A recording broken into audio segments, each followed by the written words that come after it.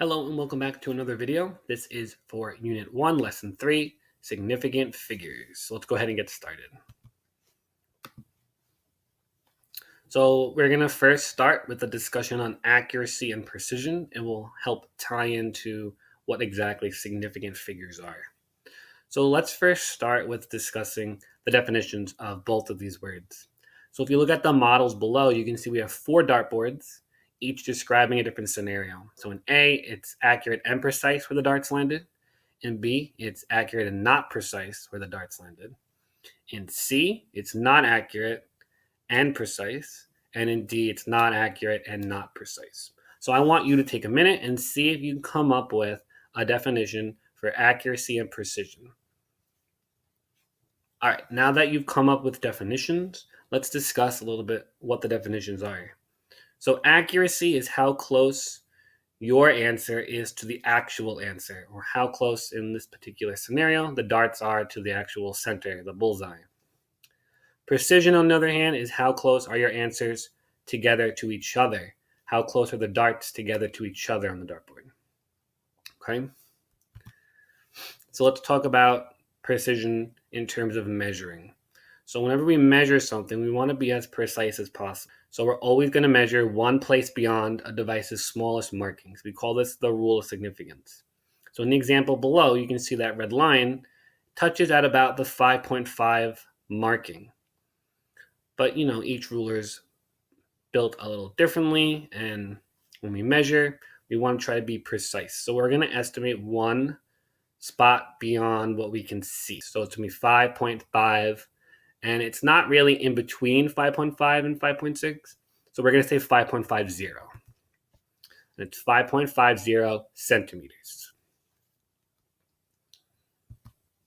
So in these two examples, I want you to go ahead and try these two. So once again, you're going to try to measure the red line, and then you're going to be estimating one decimal place beyond what is seen on the rulers. So go ahead and put your answers for these into Edpuzzle. All right, so let's talk about measuring with a graduated cylinder. So with the graduated cylinder, we're going to measure from the bottom of the meniscus. That's that curved line where the water touches the side. So in our example on the left, you can see our meniscus seems to be somewhere between 36 and 37. So our smallest marking, we're going by intervals of 1. So it's in between 36 and 37.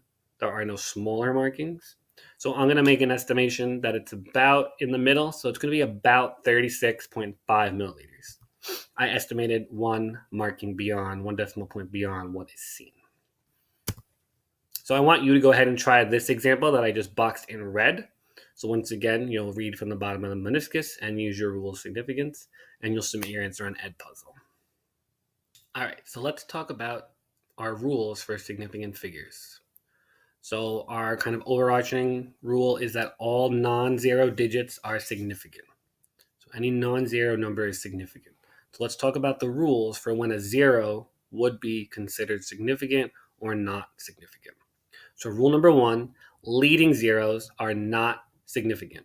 So a leading zero is any zero at the beginning of a number that comes before any non-zero digit. In the example here, we have 0.000101. All the numbers before the 1 are considered leading zeros and therefore not significant.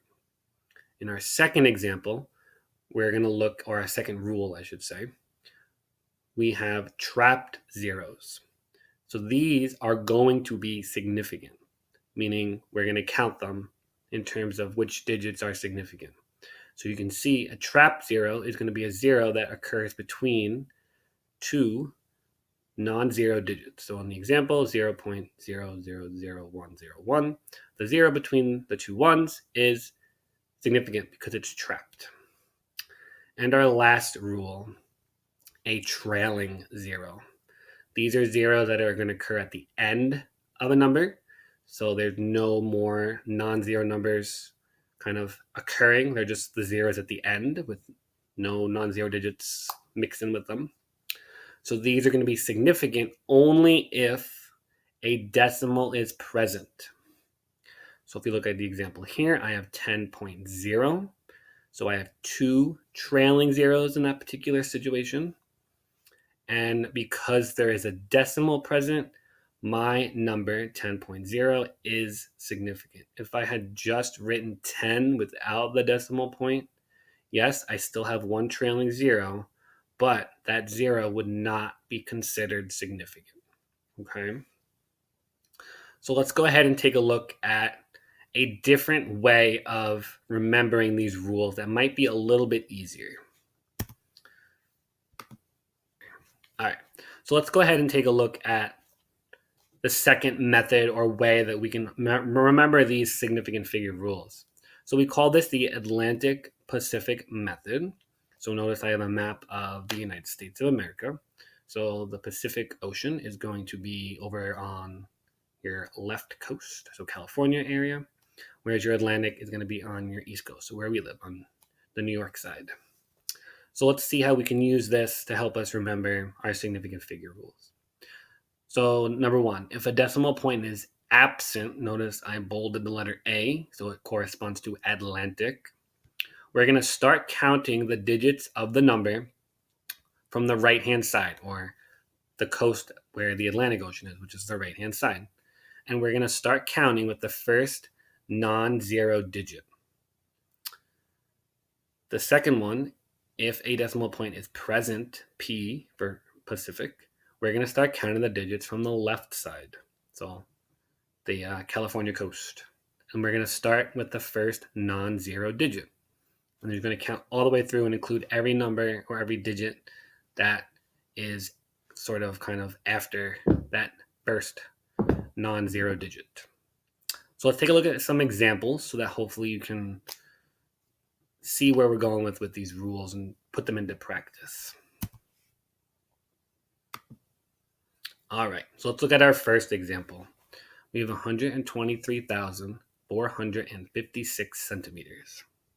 So as you can see in this particular number, there are no zeros. So because of that, we're not going to be using our rules because remember, all non-zero digits are significant. So for this particular example, I'm going to have 6 significant figures, or as we abbreviate, Sig Figs. The second example is very similar. There's just a decimal point instead of a comma, but there are still no zeros, so it's still going to have 6 significant figures. Now in our next example, this is where we're going to be having to use our rules. So we have 100,000 centimeters. So if I were to use my significant figure rules, and then I'll show you how to do it with the Atlantic Pacific method, but with my 3 significant figure rules, all my zeros are trailing zeros. So remember the rule for a trailing zero. Only significant if decimal point is present. So I should only have 1 significant figure. Let's use our Atlantic Pacific method. So our decimal point is absent. A, we're going to start from the Atlantic or the right side, and we're going to count going across from the first non-zero digit. So I go all the way across. My first non-zero digit happens to be 1, and there's nothing after it. So I still get 1 sig fig. And in my next example, we have 100,000 with a decimal point. So now this is going to change things a little bit. If we use our 3 sig fig rules, these are still considered trailing zeros, so they're only significant when there's a decimal point, and there is one. So there should be 6 sig figs here. So now let's use our Atlantic Pacific to see if it works. It's present. We're going to start on the Pacific coast on the left, count from the first non-zero digit all the way across. So my first non-zero digit happens to be 1, and then I'm going to count all the zeros because they're after it. So I still get 6. So in both scenarios, I got 6 sig figs. And then let's look at our last example. We have 100,000 without the decimal point, but notice there's that little line above that middle zero over there. That line you may see, may not see. We just wanted to show you an example with this. It's just telling you that from that zero is going to be significant, but everything after it is not going to be significant. So think of it kind of like a decimal point type, but not really. It's going to be telling me that this zero is the last significant digit. Anything after it is not significant. So because of that, I should only have 4 significant figures. So that's how that's going to work. You're probably not really going to see that, but we just wanted to show you what an example what that would look like. So now you're going to try the last 3 examples on your own and try to determine the number of significant figures in each of the examples. You're going to do that and submit your answers on Edpuzzle. All right, so that is all for this video. So please make sure that you wrote down any questions you have. Once again, thank you for watching the video, and we will see you soon.